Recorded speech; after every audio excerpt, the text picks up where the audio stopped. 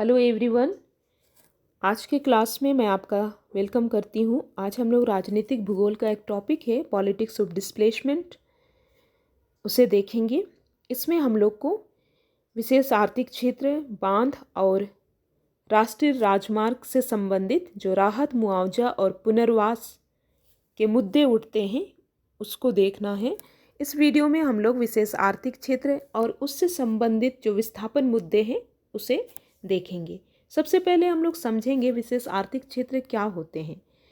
विशेष आर्थिक क्षेत्र ऐसे क्षेत्र होते हैं जो विशेष भौगोलिक क्षेत्र होते हैं और इस भौगोलिक क्षेत्र में व्यापार और व्यवसाय से संबंधित जो नियम होते हैं वे देश के अन्य हिस्सों से अलग होते हैं। सेज किसी देश की राष्ट्रीय सीमा के भीतर ही होते हैं, लेकिन इनका जो उद्देश्य है वो अलग होता है। ये किसी राष्ट्रीय सीमा के भीतर स्थित ऐसे क्षेत्र होते हैं जहाँ पर टैक्स नहीं लगते हैं या बहुत कम लगते हैं। जो सीमा शुल्क होंगे वे भी बहुत कम लगते हैं, जिससे व्यापार को बढ़ावा दिया जा सके, नए नए रोजगार का निर्माण किया जा सके, निवेश में वृद्धि की जा सके या निवेश के लिए लोगों को आकर्षित किया जा सके, नए नौकरियों का निर्माण किया जा सके और प्रभावी रूप से प्रशासन को चलाया जा सके। हम लोग ये पिक्चर में देख ले सकते हैं कि किस प्रकार से यहाँ पर हमें ये भौगोलिक क्षेत्र के रूप में दिख रहा है और इस प्रकार से संरचना बनाई जाती है। वस्तुओं और सेवाओं का निर्माण इस जगह होता है, फिर उसे विदेशों में भेजा जाता है, जिससे जो विदेशी करेंसी है वो अधिक से अधिक किसी विशेष क्षेत्र में आ सके। विश्व बैंक ने इसे इस प्रकार परिभाषित किया है कि एक आधुनिक स्पेशल इकोनॉमिक जोन या सेज के अंदर ये विशेषताएं होनी चाहिए।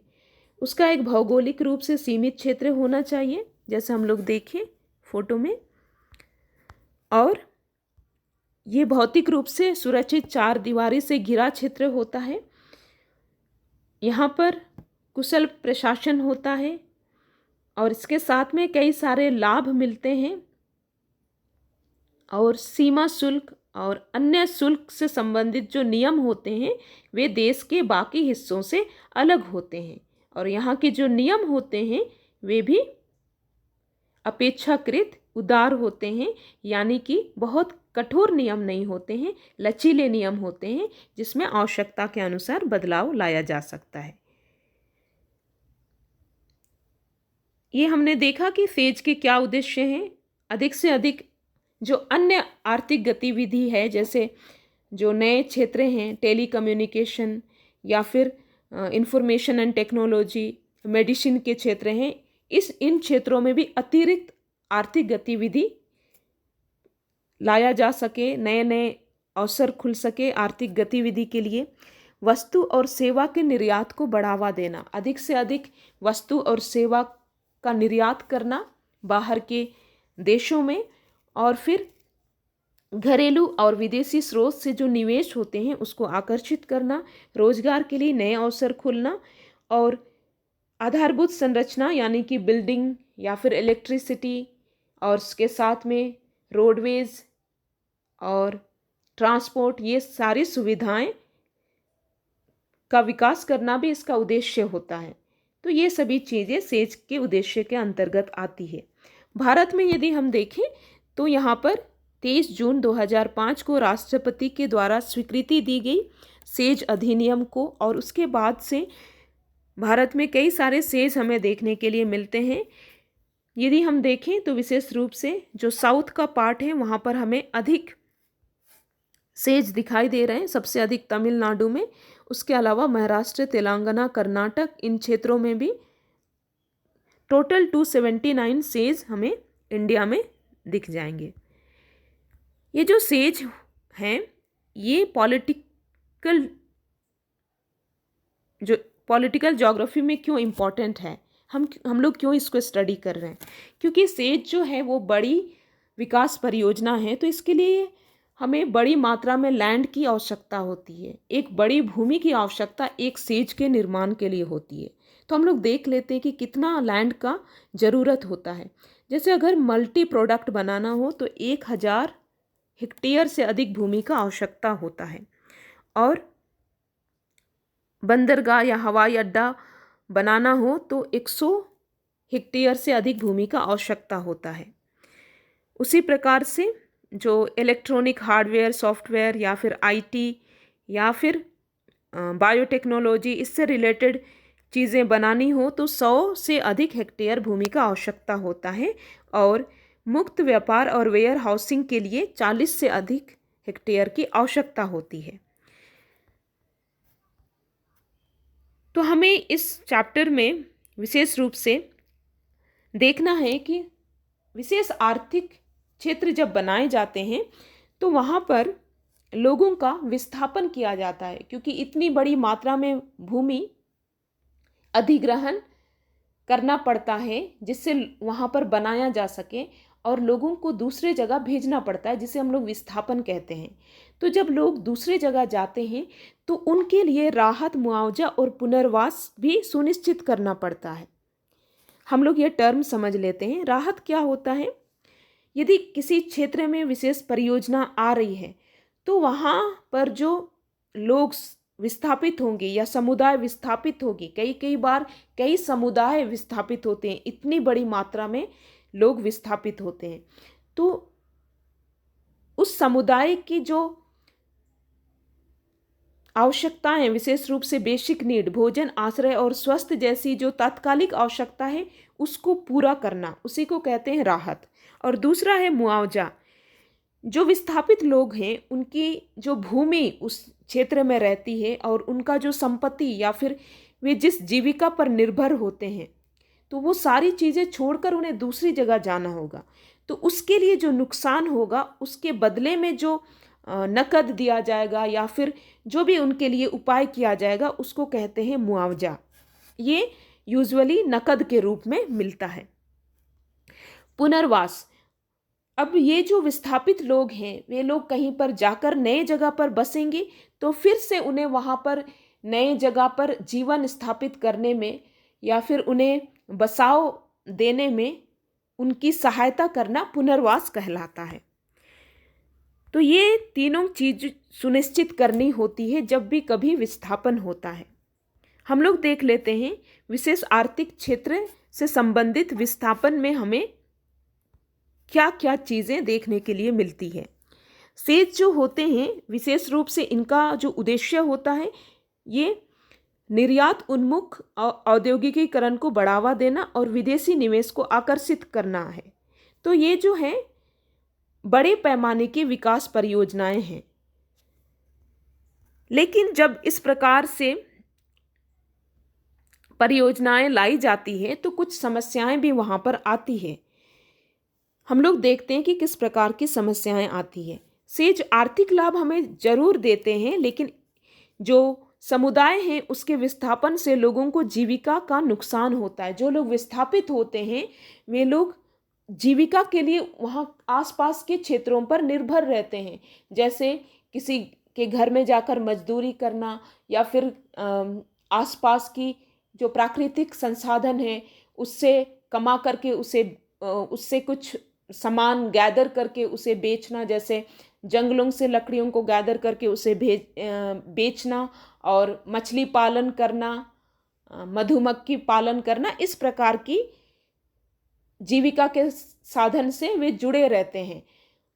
और जब उन्हें विस्थापित होकर जाना पड़ता है तो वहाँ उनका जीविका का नुकसान होता है। दूसरा, जब भी कभी विस्थापन होता है तो उस विशेष क्षेत्र में जहाँ पर परियोजना लाई जा रही है वहाँ पर पर्यावरण से संबंधित नकारात्मक प्रभाव देखने के लिए मिलते हैं। जैसे कई बार वहाँ पर वनों की कटाई होती है, मृदा अपरदन होता है और पर्यावरणीय क्षरण होता है, इसलिए समस्याएं उठती है। और इसके साथ में हमें ये भी देखने के लिए मिलेगा कि किस प्रकार से जो पुनर्वास होता है, जहाँ पर लोग जाकर बसते हैं वहाँ पर कई बार उन्हें बेसिक नीड नहीं मिल पाता है। उन्हें भोजन, आश्रय और स्वास्थ्य संबंधी सुविधा के लिए भटकना पड़ता है। तो कई बार सरकार के द्वारा जब ऐसी परियोजनाएं लाई जाती है तो कोशिश जरूर की जाती है, लेकिन ये जो प्रयास है वो अपर्याप्त रह जाते हैं।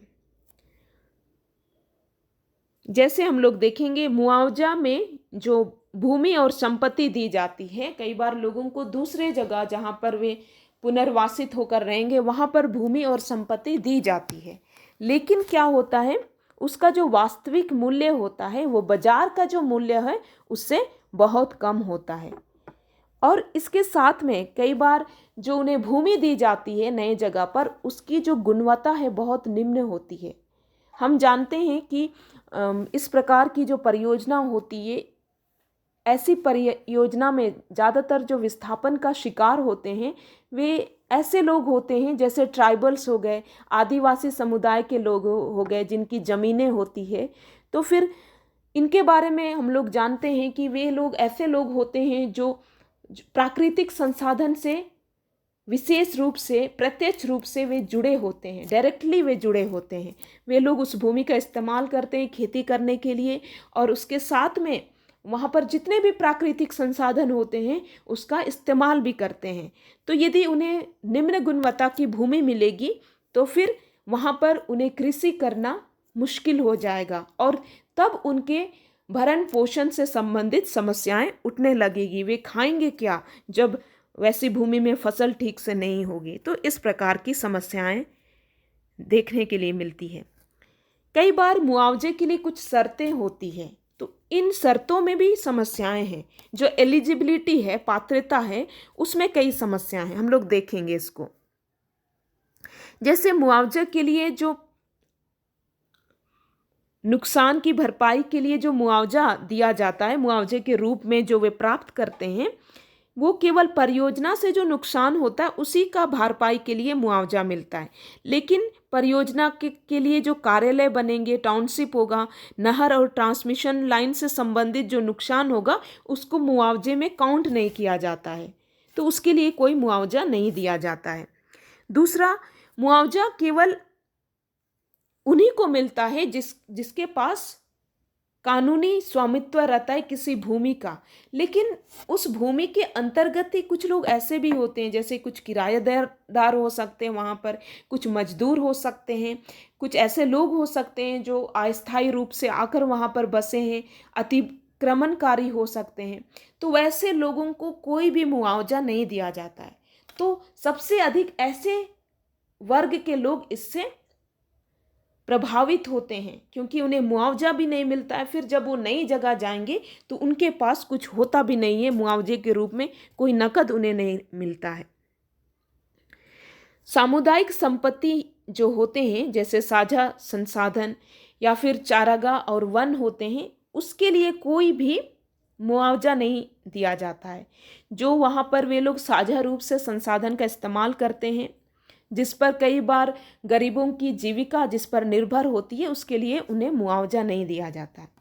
और मुआवजे की दर के लिए जो चुनौती देनी होती है या फिर कानून से संबंधित उसके लिए जो प्रावधान है वो बहुत सीमित है। अगर हैं भी तो वो इतने जटिल है कि उस प्रक्रिया से होकर के गुजरना इतना आसान नहीं है। तो लोग कई बार हार मान लेते हैं और इसके लिए न्यायालय तक भी नहीं पहुंच पाते हैं। तो इस प्रकार की समस्याएं हमें देखने के लिए मिलती है। और कई बार ये भी होता है कि उन्हें मुआवजा जो होता है वो नकद के रूप में मिलता है, यानी कैश मिलता है उन्हें। तो ये जो कैश है वो थोड़े समय तक के लिए रहता है, फिर समाप्त हो जाता है। फिर जो गरीब लोग रहते हैं वो स्थायी रूप से गरीबी में फंसते चले जाते हैं। यदि हम लोग देखें, भारत में कुछ मुद्दे हम लोग देख लेते हैं। भारत में सेज के द्वारा जो विकास परियोजनाएं लाई गई है उसके कारण बहुत बड़ी मात्रा में विस्थापन हुआ है। हम लोग गुजरात का उदाहरण ले सकते हैं। गुजरात का मुंद्रा सेज के लिए हजारों मछुआरे और किसान विस्थापित हुए थे। और इस सेज में क्या किया जाना था, इसमें विशेष रूप से कोयला आधारित बिजली संयंत्र और अन्य उद्योग का निर्माण किया जाना था। और जिसके कारण क्या हुआ, जब लोग विस्थापित होकर वहाँ गए वहाँ से चले गए तो फिर वहाँ पर पर्यावरण से संबंधित गंभीर समस्याएं और प्रदूषण में बहुत अधिक बढ़ोतरी देखी गई। तो इस प्रकार से हम लोग देख सकते हैं कि इस प्रकार की परियोजनाएं तो लाई जाती है, लेकिन उससे केवल एक पक्ष को लाभ होता है। जो लोग विस्थापित होते हैं उनके लिए उचित राहत, मुआवजा और पुनर्वास की सुविधा नहीं दी जाती है, पहला। दूसरा, जिस क्षेत्र पर परियोजना लाई जाती है वहाँ पर जो पर्यावरण को गंभीर नुकसान होते हैं उसके लिए कोई जिम्मेदारी नहीं ली जाती है। एक और उदाहरण हम लोग देखेंगे। उड़ीसा में पोस्को सेज जो है, इसका निर्माण होना था 2017 के आसपास और इसमें लगभग 20,000 लोगों के आसपास लोगों के विस्थापित होने की आशंका थी। लेकिन वहाँ के जो स्थानीय समुदाय थे वे लोग मिल करके इसका विरोध किए और ये जो परियोजना है 2017 में रद्द कर दी गई। तो इस प्रकार का असंतोष और रोष लोगों में दिखाई देता है। तो इसके पीछे क्या कारण है? इसके पीछे यही कारण है कि जो दूसरा पक्ष है, जो समुदाय विस्थापित होता है, उनकी आवश्यकता को ध्यान नहीं दिया जाता है, उन्हें पर्याप्त सुविधा नहीं दी जाती है, उनका राहत, मुआवजा और पुनर्वास सुनिश्चित नहीं होता है। उनको जो नए जगह पर बसाया जाता है वहाँ का क्वालिटी अच्छा नहीं होता है, एयर क्वालिटी हो या फिर जो बिल्डिंग उन्हें मिलते हैं, जो फ्लैट उन्हें मिलते हैं, कई बार वो अच्छे क्वालिटी के नहीं होते हैं, तो उनमें असंतोष दिखाई देता है। इसलिए इस प्रकार की परियोजनाएं जब भी लाने की बात होती है तो लोग विरोध करते हैं। जैसे सिंगूर और नंदीग्राम पश्चिम बंगाल में, सिंगूर में टाटा का जो नैनो कार है उसके लिए ज़मीन की ज़रूरत थी और इससे कई सारे जो किसान हैं उनकी भूमि प्रभावित हो जाती या उनकी भूमि का अधिग्रहण सरकार द्वारा कर लिया जाता। लोगों ने इसका विरोध किया। फिर ये जो टाटा नैनो परियोजना है ये गुजरात स्थानांतरित की गई। उसी प्रकार से नंदीग्राम पश्चिम बंगाल में ही है, यहाँ पर भी सेज का निर्माण किया जाना था। इंडोनेशिया की एक कंपनी है सालिम ग्रुप, उसके द्वारा यहाँ पर रासायनिक केंद्र का निर्माण किया जाना था, लेकिन उसका विरोध हुआ। हम लोग यहाँ पर देख सकते हैं लोगों में किस प्रकार असंतोष है। और फिर ये जो नंदीग्राम की परियोजना थी वो भी बंद हो गई। उसी प्रकार से हरियाणा के झज्जर में भी रिलायंस सेज के लिए किसानों ने विरोध किया। पंजाब के बरनाला में ट्राइडेंट सेज के लिए भूमि अधिग्रहण के खिलाफ किसान जो है वे संघर्ष किए। तो इस प्रकार हमें इससे संबंधित मुद्दे देखने को मिलते हैं। तो निष्कर्ष हम लोग इस रूप में देख सकते हैं कि जब भी इस प्रकार की परियोजनाएं आती है तो सतत विकास से संबंधित परियोजना लाई जानी चाहिए। एक ऐसी परियोजना लाई जानी चाहिए जिससे वर्तमान समय की भी आवश्यकता पूरी हो और भविष्य की भी आवश्यकताओं के साथ खिलवाड़ ना किया जा सके। जब ऐसी परियोजनाएं लाई जाएंगी और लोगों के लिए उचित राहत, मुआवजा और पुनर्वास की व्यवस्था होगी तो जरूर भारत जैसे देश में तेज का निर्माण हो पाएगा और यहाँ का क्षेत्रीय विकास हो पाएगा। इस क्लास से जुड़ने के लिए सभी को थैंक यू।